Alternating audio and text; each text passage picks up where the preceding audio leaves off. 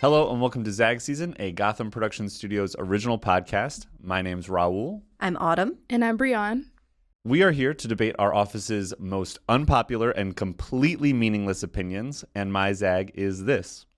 Submarines are the best movie vehicle ever. Planes, cars, boats, I don't need them. A submarine, any scene in a movie, or better yet, a movie that takes place entirely on a submarine, I'm in. I'm in completely. The drama, I need people yelling at each other like, brace for impact. Like, just the drama is peak cinema, and cars have a good argument to be made. Like, people do love a car chase, but there's nothing that hits like a submarine. You can't make a whole film out of a car chase, in my opinion.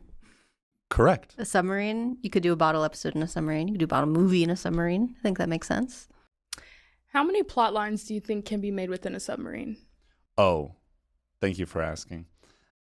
Not that many, probably, but most submarine movies, thinking Hunt for Red October, some of these, there's a lot of, it's always like espionage. It's always like there's a saboteur on board, right? You're trapped in there with this person. There's a lot of like deception and backstabbing. You're also like on a submarine. It's like a military thing. So there's always like this clear hierarchy of like the captain of the boat and like the XO second in command. And they have to agree in order to both turn the key for the thing. Oh, I'd love the multiple people have to turn keys at once. Hits every time. Every time. A submarine fight? Submarines fighting each other? Oh. Slower pacing than like a car chase, but the drama gets extended. It's like because the submarines, like, they turn so slowly for them to like shoot the missiles at each other that it's like they're always like trying to evade each other, or better yet, they're always trying to like hide. They're trying to hide from each other because it's all sonar and like sound based. So everybody on board the submarine has to like watching for that blip. Yeah, exactly. Everybody's watching for the blip. There's always like everybody's sweating. Everybody is always sweating on a submarine. Can't put central air in that thing. This is actually like a real question I have is like, how do submarines like stay cool? How do they not just boil down when they're like 1,000 feet under the ocean? Yeah. Okay. I don't disagree with you.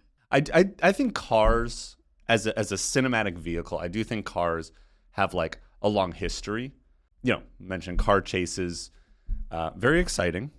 There have been franchises, Fast and the Furious, doesn't do it for me anymore. It's not, it's like, it's more about the place you are.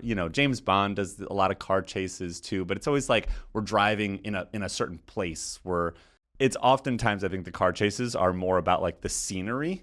Like, where are we driving through? Oh, we're going through Milan or, like New Delhi or whatever. We're just like in all these different like international locations. That's cool. That's fine.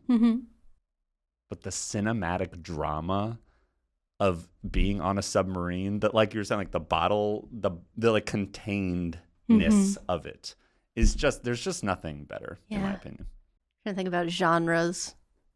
You could do a romance on a submarine. You could do a horror. It got like those lights in the front, and that's all you can see because the rest is so dark. I have an alternative. What about a spaceship? Okay. I'll admit, this is something I did not plan for. I was thinking earthly bound vehicles, and this is a real curveball. I do love space. Okay. And I do love spaceships. We got him. Yeah. That was a win for sure. I mean, in some ways, because it's the same thing, is it not? The deep ocean is as unexplored as space is. This makes no sense what I'm saying, but no, you get what I'm saying. Yeah, because I'm just thinking it's the same type of situation, right? Where it's like you're in a craft and you're like like you cannot go outside the craft due to like air pressure, water pressure, whatever. Right. So it's kind of like the same thing. One's in the water, one's in the sky. Yes. I think that that's a fair point. I still don't know that I would put, personally, I don't know that I would put spacecrafts ahead of submarines in terms of their cinematic. Like their potential? Yeah.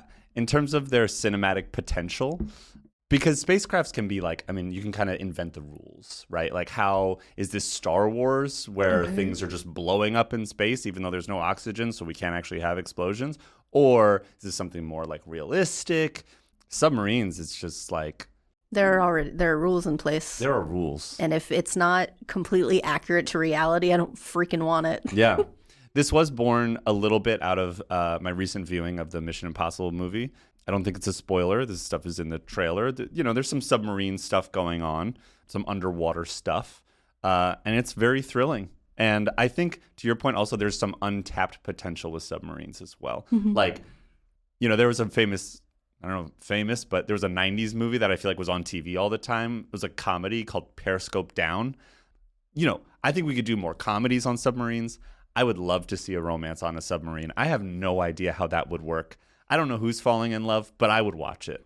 You can kiss anywhere. A horror movie on a submarine, I do not know of any horror submarine movies, but like, how have we not gotten that? I mean, that's just a great underwater creatures. Something gets on board. Let's go. I think the next step in the Alien franchise could be water aliens. Oh my God. Now you're speaking my language. I'm so into the Alien franchise. We just combined my two favorite things. Yeah, I just love everything about a submarine. Just the like social hierarchy, like on a submarine. It's almost always military, so there's like some geopolitical like subplot going. You know, is it a Russian vessel or a American, or you know, they're always like hiding from each other. Someone always has like the most cutting edge technology, the most cutting edge sophisticated new thing, and then everyone's trying to figure it out. It's just, you know, state secrets, and I'm all on board. All right. I think you've convinced me. Excellent. Yeah. All right, perfect. I win, even though that's not the point of this podcast. So this has been ZAG Season. I'm Raúl. I'm Autumn. And I'm Breonn. And thank you for listening.